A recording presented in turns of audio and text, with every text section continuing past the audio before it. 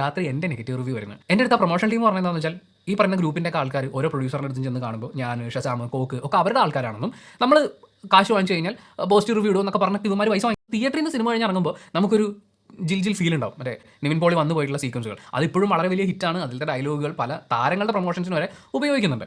അപ്പോൾ ആ ഒരു കാര്യം കണ്ടതുകൊണ്ടാണ് സിനിമയ്ക്ക് ഒരു പോസിറ്റീവ്, അതായത് അതിനെ കൊല്ലാതെ ഭയങ്കര വലിച്ചിലും ഒക്കെ ആയിരുന്നു എന്ന് പറയുന്ന ഒരു സ്റ്റേറ്റ്മെൻറ്റ് പറയാതിരിക്കുന്നതിന് ഒരു കാരണം നിവിൻ പോളി വന്നു പോയ അത്രയും സമയമാണ്. ഇന്നലെ ജാനുവരി 1 പുതുവത്സര ദിനം. ഒരു 3-4 കൊല്ലങ്ങളായിട്ട് പ്രത്യേകിച്ച് ഈ സോഷ്യൽ മീഡിയ ഭയങ്കരമായിട്ട് ആക്റ്റീവായി തുടങ്ങിയതിന് ശേഷം എല്ലാ വർഷവും ഈ പുതുവത്സര ദിനത്തിന് ഞാൻ സ്ഥിരമായിട്ട് കാണുന്ന ഒരു പരിപാടിയുണ്ട്. അതായത് ഇൻസ്റ്റഗ്രാമിലേക്കൊക്കെ നോക്കിക്കഴിഞ്ഞാൽ നമ്മുടെ ഈ പഴയ ഇപ്പൊ 2024 കഴിഞ്ഞു, 2024 പഴയ ഫോട്ടോസൊക്കെ നമ്മൾ വെച്ച് ഒരു മെമ്മറി സെറ്റ് ചെയ്ത് നമ്മളിങ്ങനെ ഒരു റീലൊക്കെ ആയിട്ടിടും. അത് എല്ലാ വർഷവും ഇപ്പൊ ഒരു 3-4 വർഷമായിട്ട് സ്ഥിരം നമ്മൾ കാണുന്നുണ്ട്. യൂട്യൂബിലേക്ക് വരികയാണെങ്കിൽ ഇപ്പോ ഇന്നലെ ഞാൻ കണ്ടത് ചില ചേട്ടന്മാർ അവർക്ക് 2024 പറ്റിയ അമളികൾ, പ്രത്യേകിച്ച് ഈ വാണത്തിൽ കയറി ശൂന്യാകാശത്തിലേക്ക് പോയ ചില ചേട്ടന്മാർ വന്നിരുന്ന് അവർക്ക് പറ്റിയ അബദ്ധങ്ങളൊക്കെ പറഞ്ഞ് ന്യായീകരിക്കാൻ ശ്രമിക്കുന്ന ഒരു പരിപാടി ഞാൻ ഇന്നലെ കണ്ടു. അപ്പൊ അതിൽ പ്രധാനിയായിരുന്നു നമ്മുടെ സിനിമ റിവ്യൂ ഒക്കെ ചെയ്യുന്ന, മിക്ക സിനിമയൊന്നും പറയാൻ പറ്റുമോ, അത്യാവശ്യം പുള്ളി ചെയ്യാറുണ്ടേ, നമ്മുടെ ഉണ്ണി വ്ളോഗ്സ്. അപ്പോ ഉണ്ണിച്ചേട്ടൻ വന്നിരുന്ന് 45 മിനിറ്റ് ഇരുന്ന് ഇന്നലെ കഥ പറയുന്നത് ഞാൻ കണ്ടു. ഒരുപാട് പേര് ആ വീഡിയോ എടുത്ത് റിയാക്ട് ചെയ്യുന്നത് ഞാൻ കണ്ടു. കുറെ പേരുടെ വീഡിയോ ഞാൻ കണ്ടു കേട്ടോ. അപ്പം വീഡിയോ കണ്ടതിനകത്ത് മിക്ക റിയാക്ഷൻ, എന്നെ പോലെ റിയാക്ഷൻ ചെയ്യുന്ന ആളുകളും പറയാത്ത കുറച്ച് കാര്യങ്ങൾ എടുത്തു വെച്ച് എനിക്കൊന്ന് റിയാക്ട് ചെയ്യണോ തോന്നി. പ്രത്യേകിച്ച് ഇത്തിരി ഡിലേ ആയാലും ലേറ്റാ വന്നാലും ലേറ്റസ്റ്റാ വന്ന് ഊക്കിയിട്ട് പോകാമെന്ന് ഞാനും വിചാരിച്ചു. അപ്പൊ എന്താണെങ്കിലും ഉണ്ണിച്ചേട്ടനെ നമ്മൾ എടുത്ത് അങ്ങോട്ട് ഉടുക്കാൻ പോവുകയാണ്. എന്ന് വെച്ച് മറ്റേ ഉണ്ണിച്ചേട്ടൻ പറയുന്ന പോലെ തന്നെ പോസിറ്റീവും പറയും നെഗറ്റീവും പറയും കേട്ടോ. അല്ലാതെ മറ്റേ ഒറ്റടിക്ക് ഇല്ലാതാക്കുന്ന പരിപാടിയൊന്നുമില്ല. തമ്മിൽ എന്തെങ്കിലും മിസ്ലീഡിംഗ് ഒക്കെ ഞാൻ വെച്ചാലേ ഉള്ളൂ. പക്ഷെ തുടക്കത്തിൽ തന്നെ ഉണ്ണിച്ചേട്ടന്റെ സിനിമ റിവ്യൂ ഒക്കെ പുള്ളി ചെയ്യുമ്പോഴത്തേക്ക് ഞാൻ കണ്ടിട്ടുണ്ട്, പുള്ളി ആദ്യമേ കുറച്ച് നല്ല പറയും, അത് കഴിഞ്ഞിട്ടേ പുള്ളി എന്തെങ്കിലുമൊക്കെ ഇച്ചിരി നെഗറ്റീവ് അടിക്കാറുള്ളൂ. നമ്മളും അതുപോലെ തന്നെയാണ് ചെയ്യാൻ പോകുന്നത്. ആദ്യമേ ഉണ്ണിച്ചേട്ടന്റെ വായിൽ നിന്ന് വന്ന നല്ല ഒരു കാര്യം, അത് ഇന്നലെ പുള്ളി ചെയ്ത വീഡിയോയുടെ അവസാനമാണ് പുള്ളി അത് വെച്ചിരിക്കുന്നതെന്നേ ഉള്ളൂ, തുടക്കത്തിലല്ല. നേരെ തിരിഞ്ഞ് മറ്റേ ഉൾട്ടയായിരുന്നു ഇന്നലെ. അതുകൊണ്ട് പുള്ളി പറഞ്ഞ നമ്മുടെ മാർക്കോ എന്ന സിനിമയുടെ നായകൻ ഉണ്ണിച്ചേട്ടൻ ഇങ്ങനെ മറ്റേ മേളിലോട്ട് പൊക്കോണ്ടിരിക്കുക. ഇവിടെ സിനിമ റിവ്യൂ ചെയ്യുന്ന ഉണ്ണി ഇങ്ങനെ താഴത്തേക്ക് പൊക്കോണ്ടിരിക്കുക, അതാണ് അവസ്ഥ. അപ്പൊ എന്തായാലും ഉണ്ണി മൂന്നിനെ പറ്റി ഒരു കാര്യം വാചാലനായി ഇന്നലെ നമ്മുടെ ഉണ്ണി വ്ളോഗ്സ് പറയുന്നത് കേട്ടു. അതിൽ നിന്ന് തന്നെ നമുക്ക് അങ്ങോട്ട് തുടങ്ങാം. എന്റെ വിമർശനങ്ങളെ ഉൾക്കൊള്ളാൻ ഉണ്ണി മൂന്നിന് സാധിക്കും എന്ന് പറയുന്ന ഒരു ഘട്ടം എനിക്ക് ഫീൽ ചെയ്യട്ടെ.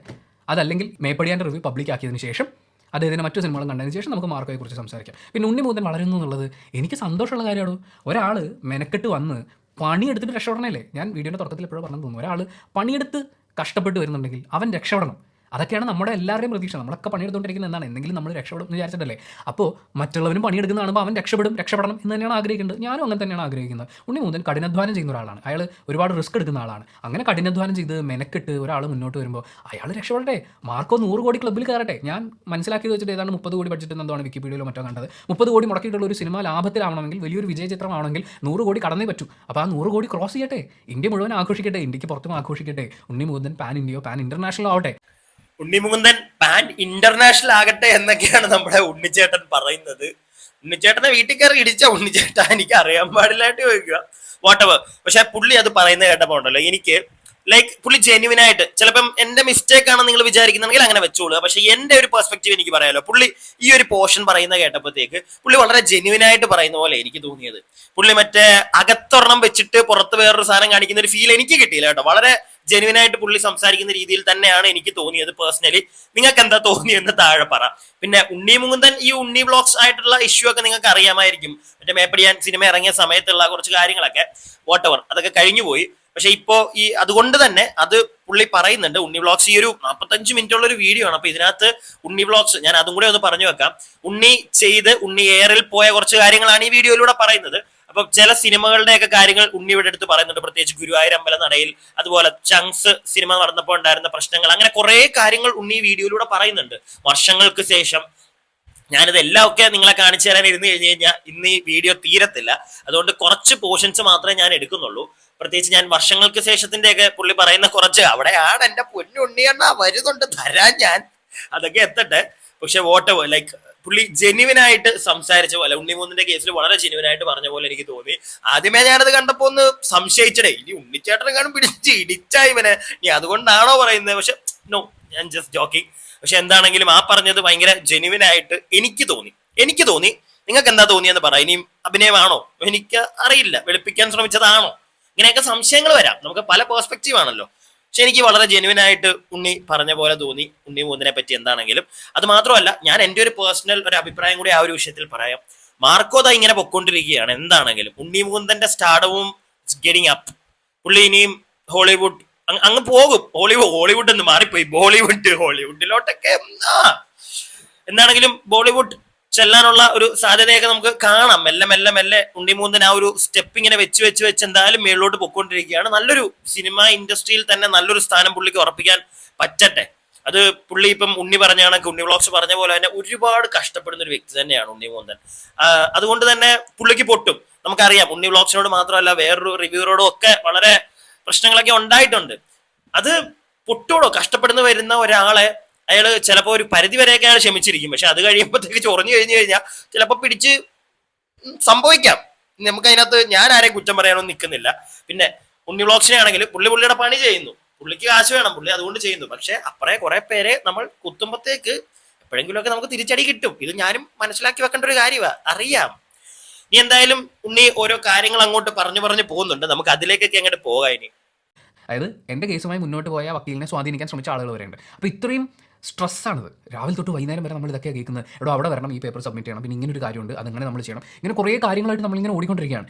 എന്നും എപ്പോഴും ഇത് തന്നെ സംഭവം. അത് നമ്മളെ ഭയങ്കരമായിട്ട് ബാധിക്കും. കാര്യം സിനിമ കണ്ട് ആസ്വദിച്ചിട്ട് ആ ആസ്വാദനത്തിൽ നിന്ന് എനിക്ക് തോന്നിയിട്ടുള്ള പോസിറ്റീവ്സും നെഗറ്റീവ്സും പറയാമെന്നുള്ളതാണ് ഞാൻ ചെയ്യുന്ന പണി. അപ്പോൾ ആസ്വദിക്കുക എന്ന് പറയുന്ന ഒരു കാര്യത്തിന് എൻ്റെ മനസ്സിനെ ഞാൻ അനുവദിക്കണമെന്നുണ്ടെങ്കിൽ ഇങ്ങനത്തെ കുറേ കെട്ടുപാടുകളിൽ നിന്ന് രക്ഷപ്പെടേണ്ട ഒരു ആവശ്യമുണ്ട്. പരമാവധി അതിന് സാധിച്ചിട്ടുണ്ട് എന്നാണ് ഞാൻ ഇപ്പോഴും വിശ്വസിക്കുന്നത്. ബാഡ് ബോയ്സിൻ്റെ ഇഷ്യൂ വന്ന സമയത്ത് കുറേ ആൾക്കാർ നിങ്ങൾക്ക് കേസിന് നോക്കൂടെ, ഇത് ഭയങ്കര മെനക്കേടാണ്, ഒത്തിരി പൈസയും പോകും. എന്നിട്ട് ലാസ്റ്റ് എന്താണ് സംഭവിക്കാൻ പോകുന്നത്? ഓക്കെ, അപ്പൊ ഉണ്ണി ഇപ്പൊ ഈ പറഞ്ഞു വെച്ചാൽ എന്താ നിങ്ങൾക്ക് മനസ്സിലായി കാണത്തില്ല. വേറൊന്നുമല്ല, ഉണ്ണിക്ക് ഒരു കേസും പരിപാടിയുടെ ഒക്കെ പുറകെ പോയ സമയത്തുള്ളൊരു ചെറിയൊരു കാര്യമാണ് ഉണ്ണി അവിടെ പറഞ്ഞു വെച്ചത്. അതായത് ഈ കേസും പരിപാടി. അപ്പൊ എനിക്കൊരു സംശയം തോന്നി. അതായത് ഉണ്ണി പറയുന്നത് കേസും പരിപാടിയൊക്കെ വരുമ്പോഴത്തേക്ക് നമുക്ക് സിനിമയെ അതുപോലെ സിനിമ കാണാൻ പോയാലും അത്രയ്ക്കും നല്ല രീതിയിൽ എൻജോയ് ചെയ്യാൻ പറ്റത്തില്ല, മെന്റലി നമ്മൾ പ്രശ്നത്തിലായിരിക്കും. സത്യമാണ് ഉണ്ണി പറഞ്ഞത്. ഒരു കേസും പിന്നെ അതിന്റെ പുറകെ, പ്രത്യേകിച്ച് സിനിമയുടെ ഒക്കെ പുറകെ വരുമ്പോഴത്തേക്ക് നമ്മൾ വക്കീലിന്റെ പുറകെ പോകണം, അങ്ങനെ പോകണം, ഇങ്ങനെ പോകണം, കാശ് നമ്മുടെ ഇത് പോകും, മെനക്കേടാണ്. അപ്പൊ ആ സമയത്ത് സിനിമയൊക്കെ കാണുന്നത് അത് അതേപോലെ എൻജോയ് ചെയ്യാൻ പറ്റില്ല എന്നൊക്കെ ഉണ്ണിയോട് പറയുന്നുണ്ട്. അപ്പൊ എനിക്ക് ഉണ്ണിയോട് ചോദിക്കാനുള്ള ഒരു സംശയം ഇതാണ്, ഉണ്ണി അപ്പം അങ്ങനെയുള്ള സാഹചര്യങ്ങളിലൊക്കെ ഇരിക്കുമ്പം ഉണ്ണി സിനിമ കണ്ടിട്ട് അത് അതേപോലെ എൻജോയ് ചെയ്യാൻ പറ്റത്തില്ല എന്നൊക്കെ പറയുന്നുണ്ട്. അപ്പൊ ആ ഒരു സിറ്റുവേഷനിൽ വന്ന് ഉണ്ണി ഒരു റിവ്യൂ ചെയ്യുമ്പം അത് എത്രത്തോളം പ്രോപ്പർ ആയിരിക്കും ഉണ്ണി? ആ ഒരു സംശയം എനിക്കുണ്ട്. എന്തോരം ജെനുവിനിറ്റി കാണും ആ ഒരു റിവ്യൂവിന്? അങ്ങനെയുള്ള ഒരു സാഹചര്യത്തിൽ നിങ്ങൾ ചെയ്യുന്ന റിവ്യൂകൾ പാളിപ്പോകില്ലേ? നിങ്ങൾ തന്നെ പറ. ആ സമയത്ത് നിങ്ങൾക്ക് അതേപോലെ അക്വയർ ചെയ്യാൻ പറ്റില്ല എന്നൊക്കെ നിങ്ങൾ പറയുന്നുണ്ട്. അപ്പൊ അതിന്റെ റിവ്യൂ ചെയ്യുമ്പോഴും അതിനെ അഫക്റ്റ് ചെയ്യും അത്. അപ്പൊ അങ്ങനെയുള്ള സാഹചര്യങ്ങൾ നിങ്ങൾ റിവ്യൂ ചെയ്യാതിരിക്കുക. ഇല്ലെങ്കിൽ നിങ്ങൾ ചിലപ്പോൾ ഒരു ചീത്ത സിനിമ നിങ്ങൾ പോയിരുന്ന് കാണുമ്പോഴത്തേക്ക് നിങ്ങളുടെ ഒരു ഭയങ്കരമായിട്ടുള്ളൊരു മോശം മെന്റാലിറ്റിയിലായിരിക്കും പോയിരുന്ന് കാണുന്നത്. സിനിമ അത്രയ്ക്ക് കൊള്ളില്ല. ചിലപ്പോൾ നിങ്ങളുടെ അവസ്ഥ കൊണ്ട് നിങ്ങൾ ചിലപ്പോൾ അതിനെ നല്ലത് പറയും. നിങ്ങളെ വിശ്വസിച്ച് ഒരുപാട് പേര് ആ സിനിമ പോയി കാണും. അവരുടെ കാശ് പോയില്ലേ? അപ്പൊ അതൊരു പണിയല്ലേ നിങ്ങളാ ചെയ്യുന്നത്? അതുപോലെ തന്നെ ഞാൻ എൻ്റെ ഒരു അഭിപ്രായം കൂടെ ഇവിടെ പറഞ്ഞു പോവാണ്. സിനിമ റിവ്യൂ ഒക്കെ വളരെ നല്ലതാണ്. പക്ഷെ ഈ റിവ്യൂ മാത്രം കണ്ടിട്ട്, റിവ്യൂവേഴ്സിന്റെ റിവ്യൂ മാത്രം കണ്ടിട്ട് ഞാൻ ആദ്യം തൊട്ടേ പറയുന്ന ഒരു കേസാ, നിങ്ങൾ പടം കാണാൻ പോകാതിരിക്കുക.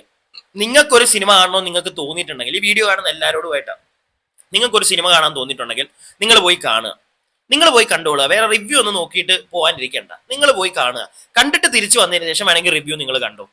അതല്ലാതെ റിവ്യൂ കണ്ടിട്ടേ ഞാൻ സിനിമയ്ക്ക് പോവുള്ളൂ, അല്ലെങ്കിൽ അയാൾ പറയുന്നത് എല്ലാം ശരിയാണ്, അത് അയാൾ പറയട്ടെ എന്നിട്ട് ഞാൻ പോയി കാണാം, ഈ ഒരു മെന്റാലിറ്റി മാറ്റുക. അത് സിനിമ ഇൻഡസ്ട്രിയെ സത്യം പറഞ്ഞാൽ തകർക്കുന്ന പോലെ ആയിപ്പോ. അതുപോലെ തന്നെ സിനിമ ഇഷ്ടപ്പെട്ടില്ലെങ്കിൽ ഇഷ്ടപ്പെട്ടില്ല എന്ന് തന്നെ പറയാം. ഞാൻ അതിനകത്ത് വേണ്ടെന്നൊന്നും ആരോടും പറയില്ല. പക്ഷെ ഫസ്റ്റ് ഡേ തന്നെ ഞാനിപ്പോ ഇന്നൊരു പടം പോയി കണ്ടു, തീരെ ബോറാ, എനിക്ക് ഇഷ്ടപ്പെട്ടില്ല. വേണമെങ്കിൽ എനിക്ക് ഇന്ന് തന്നെ റിവ്യൂ ചെയ്യണം എന്നുള്ളൊരു മെന്റാലിറ്റി ഉണ്ടെങ്കിൽ എനിക്ക് പറയാം, ഞാൻ പടം കണ്ടു, എന്റെ പൈസ പോയെന്നാണ് എനിക്ക് തോന്നുന്നത്. പക്ഷെ നിങ്ങൾക്ക് ചിലപ്പോൾ ഇഷ്ടപ്പെടാനുള്ള ചാൻസ് ഉണ്ട്, നിങ്ങൾ പോയി കാണുക. ഇത്രേ ഉള്ളൂ. ഇങ്ങനെ ചെറിയ രീതിയിൽ നമുക്ക് പറഞ്ഞു പോകാം. അല്ലാതെ പിന്നെയും നമ്മൾ ആ സിനിമയെ എടുത്ത് വലിച്ച് കീറി മുറിച്ച് തേന്ന് ഉടുത്ത് വരുമ്പോഴത്തേക്ക് പടം ബോറാണെന്ന് കാണുന്നവർക്ക് മനസ്സിലാവും. അപ്പൊ അവർ പോകത്തില്ല. അത് നമ്മളെയും അഫക്റ്റ് ചെയ്യും. മനസ്സിലായില്ലേ? സോ അങ്ങനെ അങ്ങോട്ട് വലിച്ചു കീറാൻ നിൽക്കാതെ, ഇല്ലെങ്കിൽ അത് ചെയ്യുക. ഇപ്പൊ ഒരു 2 ദിവസം കഴിഞ്ഞോ, ഇല്ലെങ്കിൽ ഇന്ന് പടം ഇറങ്ങി നാളെയോ മറ്റന്നാളോ 2 ദിവസം കഴിഞ്ഞൊക്കെ ചെയ്യുമ്പോഴത്തേക്ക് അത്രയും ഒരു പ്രശ്നം വരത്തില്ല. നമ്മുടെ നെഞ്ചത്തോട്ട് ആരും കയറാനും വരത്തില്ല. അങ്ങനെ ഒരു സാധനം ചെയ്താൽ കൊള്ളായിരിക്കുമെന്നാണ് എൻ്റെ ഒരു അഭിപ്രായം. ഇനിയും അടുത്ത ഒരു ക്ലിപ്പ് ഞാൻ കാണിച്ചു തരാം. വർഷങ്ങൾക്ക് ശേഷം എന്ന സിനിമയെ പറ്റി നമ്മുടെ ഉണ്ണിച്ചേട്ടൻ കുറച്ച് കാര്യങ്ങൾ പറയുന്നുണ്ട്. ഉണ്ണിച്ചേട്ടൻ തന്നെ റിവ്യൂ ചെയ്തിട്ടുള്ള കുറച്ച് ഭാഗങ്ങൾ എടുത്ത് നമ്മളെ കേൾപ്പിക്കുന്നുണ്ട്. നിങ്ങൾ വളരെ വ്യക്തമായിട്ട് അത് കേൾക്കണം. ഇതിനകത്തുനിന്ന് സത്യം പറഞ്ഞാൽ ഉണ്ണിച്ചേട്ടന്റെ കയ്യിൽ നിന്ന് പോയി.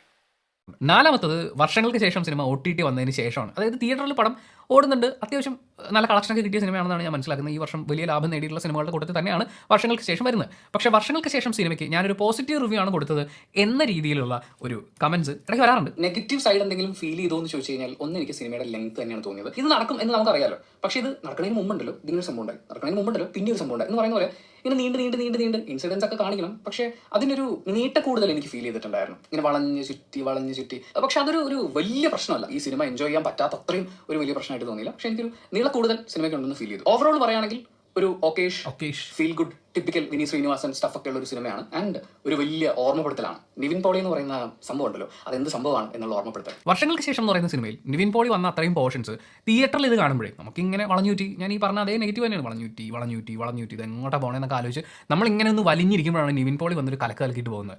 എൻ്റെ കറവേട്ട എന്നൊക്കെ വിളിക്കുന്ന പോലെ നമ്മളങ്ങ് എൻജോയ് ചെയ്ത് പോകും ആ സീക്വൻസുകൾ. പ്രത്യേകിച്ച് തിയേറ്ററിൽ ഇരുന്ന് നമ്മളിങ്ങനെ മടുപ്പ് അനുഭവിച്ചിട്ട് എന്തെങ്കിലും ഒന്ന് കിട്ടിയാൽ തന്നെ നമ്മളങ്ങ് ഹാപ്പി ആവുന്ന ഒരു സമയമുണ്ട്. അപ്പോൾ തിയേറ്ററിൽ നിന്ന് സിനിമ കഴിഞ്ഞ് ഇറങ്ങുമ്പോൾ നമുക്കൊരു ജിൽ ഫീൽ ഉണ്ടാവും. മറ്റേ നിവിൻ പോളി വന്നു പോയിട്ടുള്ള സീക്വൻസുകൾ അതിപ്പോഴും വളരെ വലിയ ഹിറ്റാണ്. അതിലത്തെ ഡയലോഗുകൾ പല താരങ്ങളുടെ പ്രൊമോഷൻസിന് വരെ ഉപയോഗിക്കുന്നുണ്ട്. അപ്പോൾ ആ ഒരു കാര്യം കണ്ടതുകൊണ്ടാണ് സിനിമയ്ക്ക് ഒരു പോസിറ്റീവ്, അതായത് അതിനെ കൊല്ലാതെ ഭയങ്കര വലിച്ചിലും ഒക്കെ ആയിരുന്നു എന്ന് പറയുന്ന ഒരു സ്റ്റേറ്റ്മെന്റ് പറയാതിരിക്കുന്നതിന്റെ ഒരു കാരണം നിവിൻ പോളി വന്നുപോയ അത്രയും സമയമാണ്.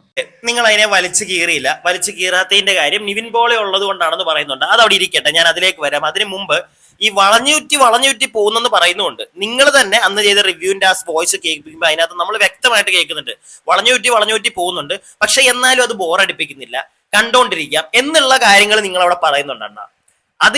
അത് ഞങ്ങൾ എങ്ങനെ മനസ്സിലാക്കുന്നതെന്ന് അറിയാമോ? പടത്തിനെ നിങ്ങൾ നെഗറ്റീവ് അല്ല പറഞ്ഞിട്ടുള്ളത്. ഈ പടത്തിനെ പോസിറ്റീവ് പറഞ്ഞെന്നും പറഞ്ഞാണ് നിങ്ങൾക്ക് നല്ല ഊക്ക് കിട്ടിയത് ഈ പടം OTT വന്നതിന് ശേഷം.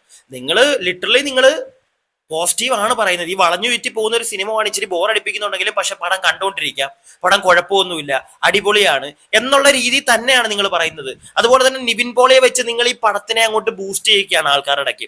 ഞാനും പടം കണ്ട ഒരാളാണ്. നിവിൻ പോളിയുടെ പോർഷനാണ് ആ പടത്തിലെ നമുക്ക് കണ്ടോണ്ടിരിക്കാൻ പറ്റുന്ന ഒരു സാധനം. സീരിയസ്ലി അത് ഈ പടം വർഷങ്ങൾക്ക് ഇറങ്ങിപ്പോയില്ലേ, ഇനി നമുക്കിനി പറയാലോ. ആ പടം കണ്ട എല്ലാവർക്കും അറിയാം. അതിനകത്ത് അഭിനയിച്ച ധ്യാൻ ശ്രീനിവാസൻ തന്നെ പറഞ്ഞിട്ടുണ്ട്, പിന്നെ പലപ്പോഴും നല്ല ആയിരുന്നു. മാക്സിമം പുള്ളി തന്നെ എഫേർട്ട് ഇട്ട് പടം പ്രൊമോട്ട് ചെയ്ത് കുറച്ച് ദിവസം ഓടിപ്പിച്ചു, ആൾക്കാരെ കയറ്റി, ചേട്ടന്റെ പടം. അതുകൊണ്ട് ഞാൻ എൻ്റെ ഒരു അഭിപ്രായം പറയുവാണെങ്കിൽ വിനീത് ശ്രീനിവാസന്റെ ഒരു പടം ഞാൻ കണ്ടതിൽ എനിക്ക് ഏറ്റവും വെറുക്കപ്പെട്ടു പോയ ഒരു പടമാണ് വർഷങ്ങൾക്ക് ശേഷം. അത് ഇപ്പൊ ഈ വീഡിയോ കണ്ടോണ്ടിരിക്കുന്ന എല്ലാവരും പറയും, എനിക്ക് തോന്നുന്നില്ല ആരും ആ പടത്തിനെ സപ്പോർട്ട് ചെയ്ത് ഗുമ്മാണെന്നും പറഞ്ഞോണ്ട് വരുമെന്ന്. പിന്നെ ഉണ്ണിച്ചേട്ടൻ നേരത്തെ പറഞ്ഞ് വളച്ചു ചുറ്റി പോയിട്ട് എന്നാലും കുഴപ്പമില്ല, അടിപൊളിയാണ് എന്നുള്ളൊരു സാധനമൊന്നും ആരും പറയുമെന്ന് എനിക്ക് തോന്നുന്നില്ല. ഫസ്റ്റ് ഹാഫൊക്കെ ഇരുന്ന് തൂങ്ങിപ്പോയ ഒരു അവസ്ഥയായിരുന്നു അന്ന് ആ പടം. ആകെ നിവിൻ പോളി ആ ഒരു ഫാക്ടർ എത്തുമ്പോഴത്തേക്കാണ് ആ പടം കുറച്ചു നേരം ഒരു എന്റർടൈൻഡ് ഒന്നൊന്ന് കാണുന്നത്, നമ്മൾ കണ്ണ് തുറന്നിരുന്ന് കാണുന്നത്. അതുവരെ മറ്റേ പകുതി കണ്ണോടാണ് നമ്മൾ കാണുന്നത്, വയ്യ ആ ഒരു അവസ്ഥയാണ്. ഈ പടം ഇറങ്ങിയ ദിവസം എനിക്ക് തോന്നുന്നു എറണാകുളം സിനിപോളിസില് ധ്യാൻ ശ്രീനിവാസൻ, വിനീതേട്ടൻ എല്ലാവരും ഉണ്ടായിരുന്നു. ഇവരെല്ലാവരുമായിട്ട് അന്നത്തെ വൈറ്റൊക്കെ ഭയങ്കര രീതിയിൽ വൈറലായതാ. ഞാൻ അവിടെ നേരിട്ട് അന്ന് അവിടെ ഉണ്ടായിരുന്ന ഒരാളാണ്. അന്ന് ഈ സാധനം നല്ല രീതിയിൽ വൈറലായ ഒരു സാധനമുണ്ട്. നമ്മുടെ ധ്യാൻ അവിടെ നിന്നിട്ട് പറയുന്നത് ആവേശത്തിനിട്ടൊരു കൊട്ടും കൊടുത്ത് ഇതിനെ പൊക്കി. പിന്നെ അതിനെപ്പറ്റി ധ്യാൻ തന്നെ പറയുന്നുണ്ട്, മനസ്സിലായില്ലേ? അന്ന് ആ ഷോയും കഴിഞ്ഞ് അത് രാത്രി 10 മണിക്കോ എങ്ങാണ്ടായിരുന്നു തോന്നുന്നു, 10 മണിക്ക് തീർന്നു ആ ഷോ. അത് കഴിഞ്ഞിട്ട് ചെറിയൊരു പ്രസ് മീറ്റ് പോലെ തിയേറ്ററിനകത്ത് തന്നെ വെച്ചുണ്ടായിരുന്നു. അത് കഴിഞ്ഞ് രാത്രി 11:55 12 മണിക്കത്തെ ഷോ, 12:10 എങ്ങാണ്ടായി പടം തുടങ്ങിയപ്പം. 12:10 കവിത തിയേറ്ററിൽ, എറണാകുളം കവിതയിലാണ് ഞാൻ പടം കണ്ടത്. എന്റെ പൊന്നുമോനെ എന്റെ അവസ്ഥ. പക്ഷെ എന്നിട്ട് ഞാൻ നെഗറ്റീവ് പറഞ്ഞില്ല. കാരണം നെഗറ്റീവ് എന്ന് പറഞ്ഞു കഴിഞ്ഞാൽ ആ പടത്തിനെ എങ്ങനെയൊക്കെയോ കഷ്ടപ്പെട്ട് അതിനകത്ത് അഭിനയിച്ച നായകൻ തന്നെ പൊക്കിക്കൊണ്ട് പോകാൻ പോവുക. നമ്മൾ ചെറിയ രീതിയിൽ, ഞാൻ റിവ്യൂ പോലും ചെയ്തില്ല, ജസ്റ്റ് എനിക്ക് തോന്നുന്നു ഒരു 60 സെക്കൻഡ് ഒരു റീൽസ് എന്തോ ആയിട്ട് വിട്ടത്. അതിനകത്ത് നിവിൻ പോളിയുടെ കേസ് മാത്രമാണ് ഞാനും ഒക്കെ പറഞ്ഞേക്കുന്നത്. കാരണം എനിക്ക് തോന്നുന്നു അങ്ങനെ തന്നെയാണ് പറഞ്ഞിരിക്കുന്നത്. കാരണം നിവിൻ പോളി എന്ന് പറയുന്ന ഒരു ഫാക്ടറാണ് ആ പടം ഓടിച്ചത്. അതല്ലാതെ ഉണ്ണിച്ചേട്ടൻ ഈ പറയുന്ന കണക്ക് വരച്ചടച്ചുണ്ടല്ലോ, അത് കണ്ടോണ്ടിരിക്കാനൊന്നും പറ്റത്തില്ല എന്റെ പൊന്നു ഉണ്ണിച്ചേട്ടാ. പിന്നെ നിങ്ങൾ ആ പടത്തിനെ പോസിറ്റീവ് തന്നെയാണ് മനുഷ്യ പറഞ്ഞിരിക്കുന്നത്. ആ വീഡിയോ കണ്ട എല്ലാവർക്കും മനസ്സിലാവും, നിങ്ങളുടെ വീഡിയോ കണ്ട എല്ലാവർക്കും മനസ്സിലാവും. നിങ്ങൾ നല്ല രീതിയിൽ പോസിറ്റീവാണ് ആ പടത്തിനെ പറഞ്ഞിട്ട്. കാരണം നിങ്ങളുടെ അവസ്ഥ എന്നതാണ്, നിങ്ങൾക്ക് അത് പറഞ്ഞേ പറ്റുള്ളൂ. കാരണം ഇത്രയും പുമ്മ് പൊക്കൊണ്ടിരിക്കുക, എൻ്റെ ഇടയ്ക്ക് നിങ്ങൾ വന്ന് താത്തി കെട്ടാൻ പോയാൽ നിങ്ങൾ കണ്ണാക്കി കിട്ടും. പക്ഷെ പറഞ്ഞത് ഇതാണെന്ന് ഒന്ന് സമ്മതിച്ചേക്കണം. ഓക്കെ, അതുകൊണ്ടാണ് പിന്നെ OTT പടം ഇറങ്ങി കഴിഞ്ഞപ്പോൾ നിങ്ങൾ കൂക്ക് കിട്ടിയത്. അത് കിട്ടുവണ്ണ, അതിനകത്തൊന്നും പറഞ്ഞിട്ട് യാതൊരു കാര്യമില്ല. അതുപോലെ തന്നെ ഈ നിവിൻ പോളി ഈ ഒരു സിനിമയിൽ വന്നു പോയ ആ ഒരു സമയത്തെ പറ്റി പറയുമ്പം അണ്ണനൊരു കാര്യം പറയുന്നുണ്ട്. അത് വേറൊന്നുമല്ല, നിവിൻ പോളിയുടെ ആ ഒരു അപ്പിയറൻസ് അല്ലെങ്കിൽ പുള്ളിയുടെ ആ ഒരു പോർഷൻ ഉള്ളത് കൊണ്ടാണ് ഞാൻ ഈ സിനിമയെ അങ്ങോട്ട് വലിച്ചു കീറാതിരുന്നത് എന്നുള്ളൊരു കാര്യം അണ്ണൻ അവിടെ പറഞ്ഞു വെക്കുന്നുണ്ട്. അതൊരുമാതിരി മറ്റേടത്തെ വർത്താനമായി പോയല്ലോ അണ്ണ. അങ്ങനെയാണെങ്കിൽ ഇവിടെ പല നടന്മാരും ഇപ്പൊ മേപ്പടിനകത്ത് ഉണ്ണിമുകുന്ദൻ ഉള്ളത് കൊണ്ട്, അത് ഉണ്ണിച്ചേട്ടന്റെ പടമായതുകൊണ്ട് ഞാൻ അങ്ങോട്ട് വലിച്ചു കീറുന്നില്ല എന്ന് പറഞ്ഞാൽ മതിയായിരുന്നല്ലോ അണ്ണന്. ഇനി അത് പോട്ടെ, അത് ഫുൾ ഉണ്ണി ഉണ്ടല്ലോ, ഇനിയിപ്പൊ അത് പറഞ്ഞത് ഇനി ഇഷ്ടപ്പെടാതാവണ്ട. വേറെ ഏതെങ്കിലും ഒരു സിനിമ അണ്ണൻ വലിച്ചു കീറിയിട്ടുള്ള ഏതെങ്കിലും സിനിമയിൽ ഇത് കണക്ക് ഗസ്റ്റ് അപ്പിയറൻസ് വന്ന ആരെങ്കിലും ഉണ്ടെങ്കിൽ, അയാൾ എന്തെങ്കിലുമൊക്കെ ചെയ്തിട്ടുണ്ടെങ്കിൽ, അയാൾ വന്നു പോയ ഭാഗം നിങ്ങൾക്ക് ഇഷ്ടപ്പെട്ടിട്ടുണ്ടെങ്കിൽ അതുകൊണ്ട് മാത്രം ആ സിനിമയെ വലിച്ചു കീറാതിരുന്നു, അതുകൊണ്ട് മാത്രം ആ സിനിമ നന്നായി എന്നെങ്ങനെ പറയാൻ പറ്റും അണ്ണ? അല്ലെങ്കിൽ അതുകൊണ്ട് ആ ഒരു സിനിമയുടെ നെഗറ്റീവ് ഭാഗങ്ങൾ മിണ്ടാതെ ഇരുത്തുന്ന അണ്ണന്റെ ആ ഒരു പ്രവർത്തനം, എന്താ മറ്റേ ആ സാധനം അത് വളരെ മോശമല്ലേ അണ്ണ? അല്ല, അത് നമുക്കങ്ങോട്ട് യോജിക്കാൻ പറ്റുന്നില്ല. നിവിൻ പോളി വന്നു, നിവിൻ പോളി അവിടെ തകർത്തു, അതുകൊണ്ട് ഞാൻ ആ സിനിമയെ, വളരെ മോശമാണ്. ആസ് എ റിവ്യൂവർ നിങ്ങൾ ആ വർത്താനം പറയരുതായിരുന്നു. നിവിൻ പോളി ആ പടത്തിനകത്ത് വന്ന് എന്തെങ്കിലും ചെയ്തിട്ടുണ്ടെങ്കിൽ അത് നമുക്ക് എല്ലാവർക്കും ഇഷ്ടപ്പെട്ടിട്ടുണ്ട് എന്ന് വെച്ചാൽ സിനിമയുടെ ബാക്കി ഭാഗങ്ങളൊക്കെ അതിനകത്തെ തെറ്റുകൾ ചൂണ്ടിക്കാണിക്കാതെയൊക്കെ പോവാന്ന് പറഞ്ഞു കഴിഞ്ഞാൽ നിങ്ങൾ തന്നെ കേട്ടോ ഇവിടെ പറഞ്ഞു, ഞാനല്ല. അതുകൊണ്ടാണ് വലിച്ചു കീറാതിരുന്നതെന്ന്. അത് ഇച്ചിരി ഉളുപ്പുണ്ടാവണ വർത്താനം പറഞ്ഞതിനകത്ത്. ഇനി നമുക്ക് ഉണ്ണിയുടെ വേറൊരു കേസ് ഇവിടെ ഒന്ന് ചർച്ച ചെയ്യാം. അത് വേറൊന്നുമല്ല, ഈ അടുത്ത് കുറച്ച് നാളുകൾക്ക് മുമ്പ് ഒമർ ലുലുവിന്റെ ഒരു സിനിമ ഇറങ്ങിയിട്ടുണ്ടായിരുന്നു, നല്ല ഗംഭീര ഒരു പടം. അപ്പൊ ആ പടത്തിന് ഉണ്ണി നല്ല നെഗറ്റീവ് റിവ്യൂ കൊടുത്തു. നിങ്ങൾ എല്ലാവരും അറിഞ്ഞിട്ടുണ്ടായിരിക്കും. അതിന്റെ ബേസിൽ അതിന്റെ ആ സിനിമയുടെ പ്രൊഡ്യൂസറൊക്കെ വിളിച്ച് ഉണ്ണി എടുക്കുക, ചൂടാവുകയും തെറി വിളിക്കുകയും അതിന്റെ വോയിസ് പുറത്തു വരികയൊക്കെ ചെയ്തൊരു ഇഷ്യൂ ഉണ്ടായിരുന്നു. അപ്പൊ ഈ ഒരു വിഷയവുമായി ബന്ധപ്പെട്ട് കുറച്ച് കാര്യങ്ങൾ ഉണ്ണി ഇവിടെ പറയുന്നുണ്ട്. എനിക്കിപ്പോ ഒരു സംശയം തോന്നിയത്, ഞാൻ കേട്ടിട്ടില്ല ഉണ്ണി അന്ന് ഈ വിഷയം വന്നു, ഇതിന്റെ വോയിസ് ഒക്കെ പുറത്തു വിട്ടു, കുറച്ച് ദിവസം 2-3 ദിവസം ഉണ്ടായിരുന്നു, അത് കഴിഞ്ഞ് ഇത് വിട്ടു, പിന്നെ ഉണ്ണി ഇതിന്റെ പുറകെ പിടിച്ചു പോയിട്ടില്ല. ഇതിനെപ്പറ്റി ഇന്ന് ഉണ്ണി പറയുന്ന ഒരു കാര്യം അന്ന് ഉണ്ണി പറഞ്ഞിട്ടില്ല. എന്തുകൊണ്ട് അന്ന് ഉണ്ണി ഇത് പറഞ്ഞില്ല എന്നുള്ളൊരു സംശയമാണ് എനിക്കുള്ളത്. കാരണം വേറൊന്നുമല്ല, ഉണ്ണി ഇന്ന് വന്നിരുന്ന് ഇന്നലത്തെ ആ ഒരു വീഡിയോയില് ആ പടത്തിന്റെ പ്രൊഡ്യൂസറിനെ ഭയങ്കര രീതിയിൽ അങ്ങോട്ട്, വലിയ രീതിയിൽ അങ്ങോട്ട് പുകഴ്ത്തി അടിക്കുന്നത് കണ്ടു.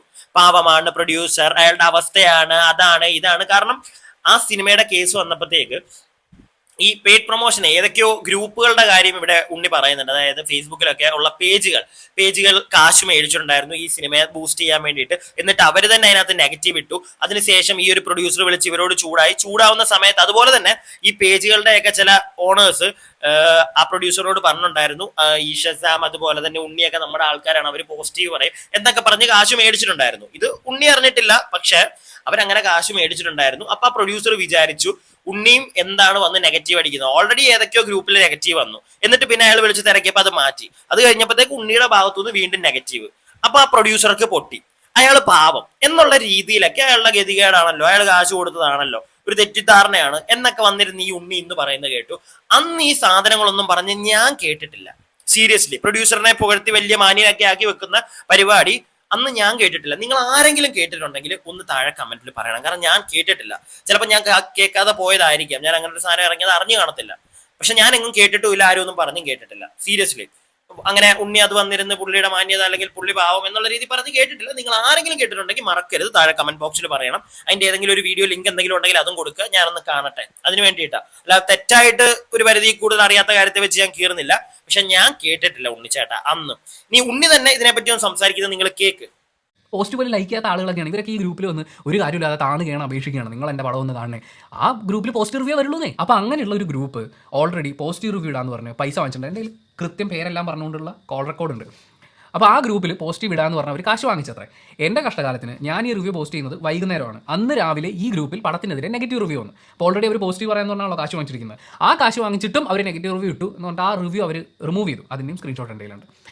ആ റിവ്യൂ റിമൂവ് ചെയ്ത് അവന്മാർ അങ്ങനെ എന്നൊക്കെ പറഞ്ഞിരിക്കുന്ന സമയത്താണ് രാത്രി എൻ്റെ നെഗറ്റീവ് റിവ്യൂ വരുന്നത്. എൻ്റെ അടുത്ത പ്രൊമോഷൻ ടീം പറഞ്ഞതെന്ന് വെച്ചാൽ ഈ പറഞ്ഞ ഗ്രൂപ്പിൻ്റെ ആൾക്കാർ ഓരോ പ്രൊഡ്യൂസറിൻ്റെ അടുത്ത് ചെന്ന് കാണുമ്പോൾ ഞാൻ, ഷസാം, കോക്ക് ഒക്കെ അവരുടെ ആൾക്കാരാണെന്നും നമ്മൾ കാശ് വാങ്ങിച്ചു കഴിഞ്ഞാൽ പോസിറ്റീവ് റിവ്യൂ ഇടും എന്നൊക്കെ പറഞ്ഞിട്ട് ഇവന്മാർ പൈസ വാങ്ങിക്കാറുണ്ട്. ഇതെനിക്ക് കേട്ടറിവേ ഉള്ളൂ. അപ്പോൾ അങ്ങനെ നോക്കുമ്പോൾ ഈ പ്രൊഡ്യൂസറിൻ്റെ ആംഗിളിൽ എന്താണ്, കാശ് വാങ്ങിച്ചിട്ട് പോസിറ്റീവ് റിവ്യൂ ഇടാന്ന് പറഞ്ഞിട്ട് അവന്മാർ നെഗറ്റീവ് ഇട്ട്. അത് ഞാൻ ഫേസ്ബുക്കിൽ നിന്ന് റിമൂവ് ചെയ്ത് കഴിഞ്ഞപ്പോൾ അവന്മാർ യൂട്യൂബിലിട്ട് എന്ന് പറയുന്നത്. ഇത് ഞാൻ മനസ്സാവാച കർമ്മം അറിയാത്ത പരിപാടിയാണ്. ഉണ്ണിച്ചേട്ടൻ മനസ്സാ വാച കർമ്മണം അറിഞ്ഞു കാണത്തില്ല. ഓക്കെ, സമ്മതിച്ചണ്ണ, അണ്ണൻ കർമ്മണം ഒന്നും അറിഞ്ഞിട്ടില്ല. പക്ഷെ എനിക്ക് സംശയം ഇതാണ്, അന്ന് ഈ വ്യക്തി ഇത് പറഞ്ഞിട്ടുണ്ടായിരുന്നു ഈ വിഷയം നടന്ന സമയത്ത്? എനിക്കറിയില്ല, ഞാൻ കേട്ടിട്ടില്ല. വീണ്ടും ഞാൻ പറയുന്നു, ഞാൻ കേട്ടിട്ടില്ല, എന്റെ മിസ്റ്റേക്ക് ആയിരിക്കാം. പക്ഷെ ഇത് ഇന്ന് കേട്ടപ്പോൾ എനിക്ക് ഇങ്ങനെ ഒരു സംശയം തോന്നി. എന്തുകൊണ്ടെന്നാ പിന്നെ അന്ന് ഇയാള് ഈ ഒരു പ്രൊഡ്യൂസറിനെ പൊക്കി പറഞ്ഞൊക്കെ സംസാരിച്ചില്ല? അന്ന് വളരെ മാന്യമായിട്ടാണ് ഉണ്ണി സംസാരിച്ചു. പക്ഷെ ഇങ്ങനത്തെ ഒരു ആംഗിള് അന്ന് ഉണ്ണി സംസാരിച്ചോ എന്നൊരു സംശയമുണ്ട്. പ്രത്യേകിച്ച് ഉണ്ണി അന്നത്തെ കുറെ വീഡിയോ ഒക്കെ കളയുകയും ചെയ്തിട്ടുണ്ടായിരുന്നു. അതുകൊണ്ട് തന്നെ നമുക്ക് കണ്ടുപിടിക്കാനായിട്ട് എന്റെ അറിവിലില്ല. നിങ്ങൾ ഒന്ന് കാണുകയാണെങ്കിൽ ഒന്ന് പറഞ്ഞു തരിക. അന്ന് ഇത് പറഞ്ഞിട്ടില്ല എങ്കിൽ ഉണ്ണി മറ്റേ അവിടെ എവിടെയും ചവിട്ടി അങ്ങ് സൂചിപ്പിച്ച് നിൽക്കുന്നു, അത്രേ ഉള്ളൂ എനിക്ക് പറയാനാണ് അതിനകത്ത്. ബാക്കി പക്ഷേ റിവ്യൂ പറയാനുള്ള നമ്മുടെ ക്വാളിഫിക്കേഷൻ എന്താണ് എന്ന് ചോദിക്കുന്ന എല്ലാവർക്കും വേണ്ടിയിട്ട് പറയുന്ന ഒരു മറുപടിയാണ്. നമ്മളൊരു 6ാം ക്ലാസ് 7ാം ക്ലാസ് ഒക്കെ എത്തുന്ന സമയത്ത് ഞാൻ സ്റ്റേറ്റ് സിലബസ് ആണ് പഠിച്ചത്. CBSE ഇങ്ങനെ ഉണ്ടോ എന്ന് എനിക്കറിയില്ല. ഞാൻ സ്റ്റേറ്റ് CBSE പഠിക്കുന്നതോ വലിയ ഡിഫറൻസ് ഉണ്ടാക്കുന്ന കാര്യമാണെന്നൊന്നും വിചാരിക്കുന്നില്ല. ഒരുപാട് വിവരവും വിദ്യാഭ്യാസമൊക്കെ ഉണ്ടായിട്ടും വായിന്ന് വരുന്നതും കയ്യിൽ നിന്ന് പോകുന്നതൊക്കെ വെളിവുകേടാണെങ്കിൽ വിദ്യാഭ്യാസത്തിനൊന്നും ഒരു വിലയില്ല. അപ്പോൾ ഞാൻ സ്റ്റേറ്റ് സിലബസിലാണ് പഠിച്ചത്. 6ാം ക്ലാസ് 7ാം ക്ലാസ് സമയമൊക്കെ ആകുമ്പോഴേക്കും ആസ്വാദനക്കുറിപ്പ്, നിരൂപണം, ഉപന്യാസം, ഇങ്ങനെയൊക്കെയുള്ള കുറേ കാര്യങ്ങൾ നമ്മളെ കൊണ്ട് എഴുതിക്കാറുണ്ട്. ഇപ്പോൾ ഒരു സിനിമയെക്കുറിച്ച് ചിലപ്പം സ്കൂളിൽ ആ സിനിമ ക്ലാസ്സിലുള്ള എല്ലാ പിള്ളേരെയും കൂടി ഇരുത്തിയിട്ട് ആ സിനിമ കാണിച്ചു തരും. എന്നിട്ട് ആ സിനിമയുടെ ഒരു നിരൂപണം എഴുതാൻ പറയും. ഇതിങ്ങനെ കുട്ടികളോട് ഒരു സിനിമ കണ്ടിട്ട് നിരൂപണം എഴുതാൻ പറയുമ്പോൾ ഈ കുട്ടികളെ ഏത് ഫിലിം സ്കൂളിലെ അധ്യാപകനാണ് വന്ന് പഠിപ്പിക്കുന്നത്? ഏത് സംവിധായകനാണ്, ഏത് അഭിനേതാവാണ്, ഏത് തിരക്കഥാകൃത്താണ് ഈ കുട്ടിയെ ട്രെയിൻ ചെയ്യുന്നത് സിനിമ നിരൂപണം എഴുതാൻ? നിരൂപണം എന്ന് പറയുന്ന ഒരു വാക്ക് അവിടെ കൊടുക്കുന്ന പോലെ ഒരു മഹാ തെറ്റല്ലേ? കാര്യം സിനിമ എന്ന് പറയുന്നതിനൊക്കെ നിരൂപണം ചെയ്യണമെങ്കിൽ ഭയങ്കരനായിരിക്കണം എന്നൊക്കെയാണ് ഇത്തരം പോസ്റ്റുകളിൽ നിന്ന് ഞാൻ മനസ്സിലാക്കുന്നത്. അവനവൻ ചെയ്യുമ്പോൾ കുഴപ്പമില്ല, നമ്മളൊക്കെ ചെയ്യുമ്പോഴാണ് അവന് ബുദ്ധിമുട്ട്. അപ്പോൾ ഈ 6ലും 7ലും പഠിക്കുമ്പോൾ സിനിമാ നിരൂപണം എഴുതി തുടങ്ങിയ ആളാണ് ഞാൻ എഴുതിയ ആ സിനിമാ നിരൂപണത്തിനെ വിലയിരുത്തിയത് ഞങ്ങളെ മലയാളം പഠിപ്പിക്കുന്ന അധ്യാപകരാണ്. അവരും ഒരു ഫിലിം സ്കൂളിലും പോയി പഠിച്ചിട്ടല്ല ഇത് ചെയ്യുന്നത്. അതെന്തുകൊണ്ട് എഴുതാനുള്ള കോൺഫിഡൻസ് ഞങ്ങൾക്കും വിലയിരുത്താനുള്ള കോൺഫിഡൻസ് അധ്യാപകർക്കും കിട്ടുന്നതെന്ന് ചോദിച്ചു കഴിഞ്ഞാൽ സിനിമയാണ്. അതിനെ വിലയിരുത്തുമ്പോൾ അതിനെക്കുറിച്ച് സംസാരിക്കുന്നതിന് എന്തെങ്കിലും അടിത്തറ ഉണ്ടെന്ന് തോന്നിക്കഴിഞ്ഞാൽ ഒരു കുട്ടി അയാളുടെ ആസ്വാദന നിലവാരത്തിൽ ഊന്നി നിന്നുകൊണ്ട് ആ സിനിമയെ നല്ല രീതിയിൽ വിലയിരുത്തുകയും നല്ല വാക്കുകൾ ഉപയോഗിച്ചുകൊണ്ട് അതിൽ അയാൾക്ക് മനസ്സിലാവുന്ന കാര്യങ്ങളെ പ്രകീർത്തിക്കുകയോ വിമർശിക്കുകയോ ഒക്കെ ചെയ്യുന്നതിന് അതിനെയും അംഗീകരിക്കണം എന്ന് പറയുന്നൊരു സാമാന്യ സെൻസിൽ നിന്നുകൊണ്ടാണ് പറയുന്നത്. സിനിമ നിരൂപണം ചെയ്യാനുള്ള ക്വാളിഫിക്കേഷനൊക്കെ നമുക്ക് പണ്ടേ കിട്ടി. അപ്പം അണ്ണൻ പറയുന്നത്, അണ്ണനോട് കുറെ പേര് എന്താണ് നിനക്കുള്ള ക്വാളിഫിക്കേഷൻ ഈ സിനിമ നിരൂപണം ചെയ്യാനുള്ളതെന്ന് ചോദിക്കുമ്പോഴത്തേക്ക് അവർക്ക് വേണ്ടി ഒരു മറുപടിയാണ് ഈ അണ്ണൻ പറഞ്ഞു വെച്ചിരിക്കുന്നത്. എൻ്റെ ഒരു സംശയമാണ് അണ്ണ, ലിറ്ററലി എൻ്റെ ഒരു സംശയം മാത്രമാണ്. ചിലപ്പോൾ എൻ്റെ സംശയമായിരിക്കാം, ചിലപ്പോൾ മണ്ടൻ സംശയമായിരിക്കാം.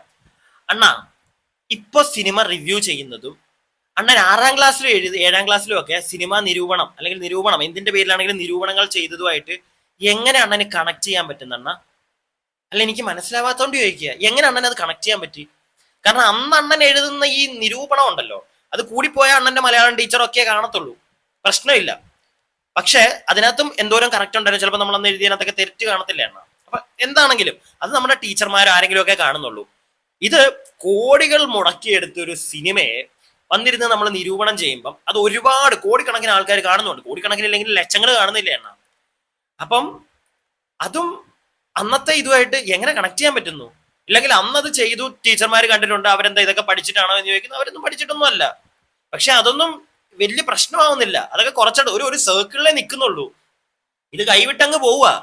അപ്പൊ വന്നിരുന്ന് വായി തോന്നുന്നതൊക്കെ പറഞ്ഞു കഴിഞ്ഞു കഴിഞ്ഞാൽ ഒരുപാട് ഞാൻ അത്ര ചോദിക്കുന്നു, ഒരുപാട് കാശ് മുടക്കിയെടുത്ത സിനിമകളെ ചില നമ്മുടെ റിവ്യൂകളുണ്ട്, ഇപ്പൊ നിങ്ങളുടെ ആണെങ്കിലും ഇല്ലെങ്കിൽ ഞാൻ എന്തെങ്കിലും മണ്ടത്തരം കാണിച്ചിട്ടാണെങ്കിലും നമ്മുടെ ഒരു ഇതുകൊണ്ട് ഒരു സിനിമയെ തന്നെ ഇല്ലാതാക്കുകയാണെങ്കിൽ അത് ചെറിയ കാര്യമല്ല. അതുകൊണ്ട് തന്നെ റിവ്യൂ ചെയ്യുമ്പോഴത്തേക്കും മറ്റേ ഗംഭീരമായിട്ട് സിനിമയെ പറ്റി വന്നിരുന്ന് പഠിച്ച് മറിച്ച് ഞാൻ അതൊന്നും പറയുന്നില്ല. പക്ഷെ ആദ്യ ദിവസം തന്നെ ഒരു സിനിമയെ ഇല്ലാതെയാക്കാൻ നമ്മൾ ശ്രമിക്കാതിരിക്കുക. അത് ഉണ്ണി കുറെയൊക്കെ ചെയ്യാറുണ്ടെന്നാണ് എൻ്റെ ഒരു വിശ്വാസം കേട്ടോ. അതാണ് നേരത്തെ പറയുന്നതാണ്, ഉണ്ണി പോസിറ്റീവും പറയുന്നുണ്ട് നെഗറ്റീവും അടിക്കാറുണ്ട്. പക്ഷെ ചില കേസുകളിൽ ചില സിനിമകൾക്ക് മറ്റേ പോസിറ്റീവ് അടിച്ചങ്ങോട്ട് കയറ്റും. അത് വെറും ഉജ്ജ്വലം സിനിമയുമായിരിക്കും. അത് സംഭവിച്ചിട്ടുണ്ട്. പ്രത്യേകിച്ച് ഞാൻ കണ്ടിട്ടുണ്ട് അങ്ങനത്തെ ഉണ്ണിയുടെ റിവ്യൂസ് ഒക്കെ നല്ല രീതിയിൽ പറഞ്ഞു വെക്കും. പക്ഷെ ആ സിനിമയൊന്നും വർക്കൗട്ട് ആവത്തില്ല. അതൊക്കെ ചിലപ്പോൾ തൊലിഞ്ഞു പോകാറുമുണ്ട്. അത് അറ്റ് ലാസ്റ്റ് ഓരോരുത്തരുടെ പേഴ്സ്പെക്റ്റീവ് ആണ്. അതും കൂടെ നമ്മൾ എല്ലാവരും മനസ്സിലാക്കണം. ഉണ്ണി മനസ്സിലാക്കണം, ബാക്കി എല്ലാവരും മനസ്സിലാക്കണം. അതുകൊണ്ട് തന്നെ ആരെയും അടിച്ച് നമ്മളൊന്നും പറഞ്ഞ് ഏൽപ്പിക്കാൻ പോകാതിരിക്കുക. പിന്നെ ഒരു കേസിൽ ഉണ്ണി ഏറിപ്പോയതിന്റെ കാര്യം ഉണ്ണി തന്നെ ലാസ്റ്റ് അത് ആക്സെപ്റ്റ് ചെയ്യുന്നുണ്ട്. നമ്മുടെ മഞ്ഞുമൽ ബോയ്സിന്റെ ആ ഖലീദ് റഹ്മാൻ എന്ന് പറഞ്ഞ ഡയറക്ടറെ പുള്ളി റെക്കഗ്നൈസ് ചെയ്തില്ല, പേര് പറയാത്തതിന്റെ പേരിൽ നല്ല രീതിയിൽ ഏറെ കയറിയിട്ടുണ്ടായിരുന്നു. അതൊക്കെ എല്ലാവർക്കും സംഭവിക്കും. ചിലപ്പോൾ നമ്മൾ മോഹം മറന്നു പോകും, പേര് മറന്നു പോകും, അതൊക്കെ സംഭവിക്കാം.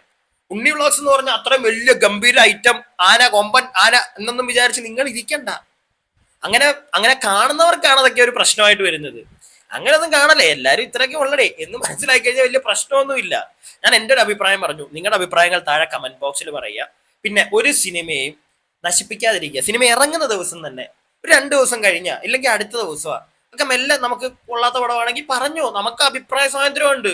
ഒരുത്തനും അതിനകത്ത് വന്ന് കൈ കടത്താൻ്റെ ആവശ്യമില്ല. നമുക്ക് പറയാം, നമ്മുടെ കാശ് പോയിട്ടുണ്ടെങ്കിൽ ഫസ്റ്റ് ദിവസം തന്നെ പറയാം. എനിക്കത് നഷ്ടമായിട്ട് തോന്നിയില്ല. പിന്നെ നമ്മൾ പറയുന്ന രീതിയും കൂടെയാണ്. ചില ആളുകൾ എന്നോട് പറയാറുണ്ട്, ഞാൻ ചില കാര്യങ്ങൾ സംസാരിക്കുമ്പോഴത്തേക്ക് അവർക്ക് ഭയങ്കര റോങ് ആയിട്ട് ഞാൻ സംസാരിക്കുന്ന കണക്ക് തോന്നുന്നു. ഞാൻ അവരെ കുറ്റം പറയത്തില്ല. ചിലപ്പോൾ എൻ്റെ ആക്ഷൻസ്, എൻ്റെ മുഖഭാവം ഇതെല്ലാം ഇൻക്ലൂഡഡ് ആണ് ഞാൻ ഓരോ ടോപ്പിക്ക് സംസാരിക്കുമ്പോൾ. സിനിമയുടെ റിവ്യൂ ചെയ്യുമ്പോഴും അങ്ങനെയുള്ള കുറേ കാര്യങ്ങളുണ്ട്. ചിലപ്പോൾ നമ്മൾ പറയുന്ന കാര്യങ്ങൾ ആളുകൾക്ക് അത് ഭയങ്കര നെഗറ്റീവായിട്ട് എടുക്കാം. സോ അങ്ങനെയുള്ള സാഹചര്യങ്ങൾ, ഇത്രയും കോടിക്കണക്കിന് ഒരു സിനിമയൊക്കെ നമ്മൾ റിവ്യൂ ചെയ്യുമ്പോൾ അത് ചെയ്യാതിരിക്കുക. കുറച്ച് പൊളൈറ്റായിട്ട്, കുറച്ച് നൈസായിട്ടൊക്കെ കാര്യങ്ങൾ, നമുക്ക് നമ്മുടെ കാശ് പോയടേ, നിങ്ങൾ പോയി കാണുക, നിങ്ങളുടെ കാശ് ചിലപ്പോൾ പോകണമെന്ന് ഇങ്ങനെയൊക്കെ പറഞ്ഞു വിട്ടു കഴിഞ്ഞാൽ ഓരോ ആൾക്കാരുടെ രീതിയാണ് കേട്ടോ. അതും കൂടെ ഉണ്ട് ഇതിനകത്ത്. ഞാൻ എത്രയൊക്കെ മറ്റേ വലിയ കാര്യം പറഞ്ഞാലും അപ്പോൾ കുറച്ചൊക്കെ നമ്മൾ അങ്ങനെ പറഞ്ഞു കഴിഞ്ഞാൽ സിനിമയെ നമ്മൾ നശിപ്പിക്കുക എന്നുള്ള രീതിയിൽ പല ആൾക്കാർ കാണുന്നുണ്ടല്ലോ, അതൊന്ന് മാറിക്കിട്ടും എന്നെനിക്ക് തോന്നുന്നു. ഇതെന്റെ അഭിപ്രായം. നിങ്ങളുടെ അഭിപ്രായം താഴെ കമന്റ് ബോക്സിൽ. വീഡിയോ ഇഷ്ടപ്പെട്ടാൽ ലൈക്ക് ചെയ്യുക, സബ്സ്ക്രൈബ് ചെയ്യാതെ കാണുന്നവർ സബ്സ്ക്രൈബ് ചെയ്യുക.